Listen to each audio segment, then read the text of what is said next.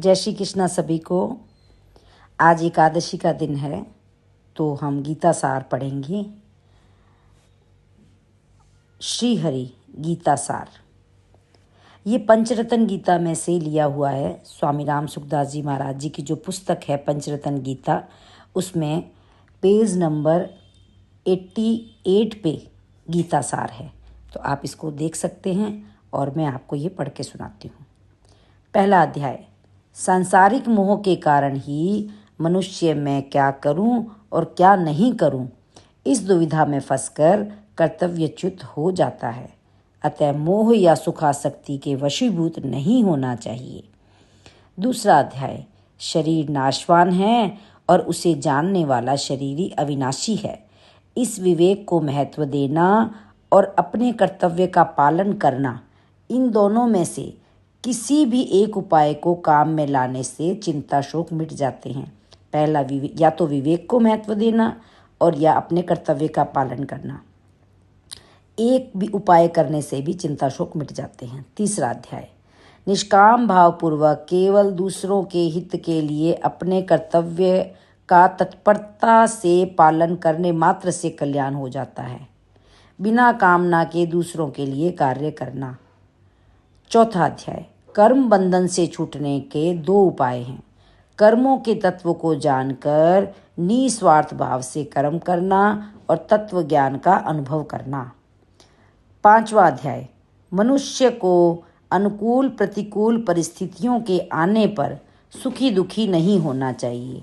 मतलब जिसमें हमारी अनुकूल परिस्थितियां तो हमारे अकॉर्डिंग और प्रतिकूल परिस्थितियां जो हम नहीं चाहते हैं, उसमें सुखी दुखी नहीं होना चाहिए, क्योंकि इनसे सुखी दुखी होने वाला मनुष्य संसार से ऊंचा उठकर परम आनंद का अनुभव नहीं कर सकता। परिस्थितियां तो आएंगी, लेकिन हम उसमें सुखी दुखी होते हैं या नहीं होते हैं, ये हम पे डिपेंड करता है। 6वां अध्याय। किसी भी साधन से अंतःकरण में समता आनी चाहिए। समता आए बिना मनुष्य सर्वथा निर्विकार नहीं हो सकता। समता आने का मतलब है कि हम सुख में और दुख में या अच्छाई में या बुराई में या किसी भी परिस्थिति में हम इक्वल रहें, बिल्कुल सेम रहें, हमारे में कोई भी इफ़ेक्ट ना पड़े। 7वां।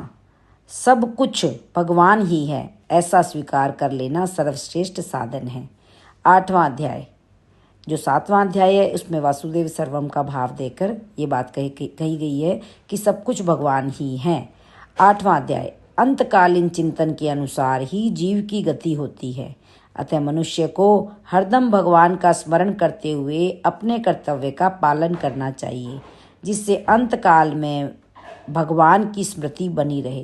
क्योंकि हमें ये नहीं पता कि हमारा अंतकाल कब होगा, तो 24 घंटे में ही अगर हमारी भगवान में स्मृति बनी रहेगी तो फिर हम हमेशा ही तैयार रहेंगे। 9वां अध्याय। सभी मनुष्य भगवत प्राप्ति के अधिकारी हैं, चाहे वह किसी भी वर्ण, आश्रम, संप्रदाय, देश, वेश आदि का क्यों न हो। 10वां अध्याय। संसार में जहाँ भी विलक्षणता, विशेषता, सुंदरता, महत्ता, विद्वता आदि दिखे, उसको भगवान का ही मानकर भगवान का ही चिंतन करना चाहिए। मतलब संसार में जो भी कुछ दिखता है वो सब भगवान की ही विशेषता है। 11वां अध्याय। इस जगत को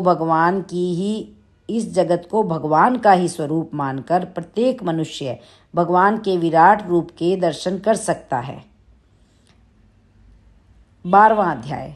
जो भक्त शरीर, इंद्रियां, मन, बुद्धि सहित अपने आप को भगवान के अर्पण कर देता है वह भगवान को प्रिय होता है।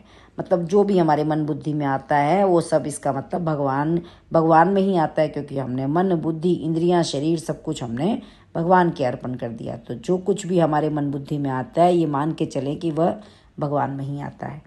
13वां अध्याय। संसार में एक परमात्मा तत्व ही जानने योग्य है, उसको जानने पर अमरता की प्राप्ति हो जाती है।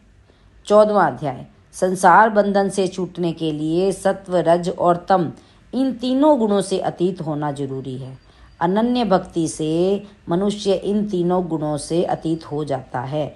मतलब अपने इष्ट के प्रति, अपने भगवान के प्रति इतनी अनन्यता हो कि हम इन तीनों गुणों से अपने आप ही अतीत हो जाएंगे, इनका कोई भी असर हम पे नहीं पड़ेगा।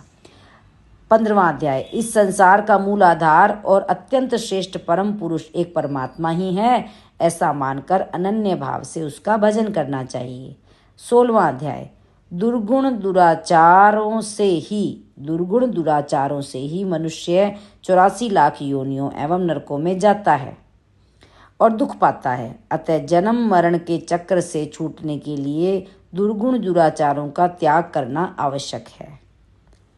17वां अध्याय। मनुष्य श्रद्धापूर्वक जो भी शुभ कार्य करे उसको भगवान का स्मरण करके उसके नाम का उच्चारण करके ही आरंभ करना चाहिए। हमें जीवन में एक नियम ले लेना चाहिए कि कोई भी हम शुभ कार्य करेंगे, कोई भी हम अच्छा कार्य करेंगे तो हम उसे भगवान का उच्चारण, भगवान के नाम का उच्चारण, भगवान के नाम का भाव और अपना शुद्ध भाव, सात्विक भाव रख के ही शुरू करेंगे। 18वां अध्याय। सब ग्रंथों का सार वेद है और वेदों का सार उपनिषद है और उपनिषदों का सार गीता है और गीता का सार भगवान की शरणागति है। जो अनन्य भाव से भगवान की शरण हो जाता है उसे भगवान संपूर्ण पापों से मुक्त कर देते हैं। ये 18 अध्याय का सार मैंने गीता जी की छोटी पुस्तक से लेके पढ़ा है और ये ब्रह्मलीन श्रद्धेय स्वामी श्री राम सुखदास जी महाराज के गीता प्रेस गोरखपुर से प्रकाशित गीता साधक संजीवनी ग्रंथ के आधार पर है। बोलो गीता महारानी की जय। हे नाथ, हे मेरे नाथ, मैं आपको भूलूं नहीं। राम राम।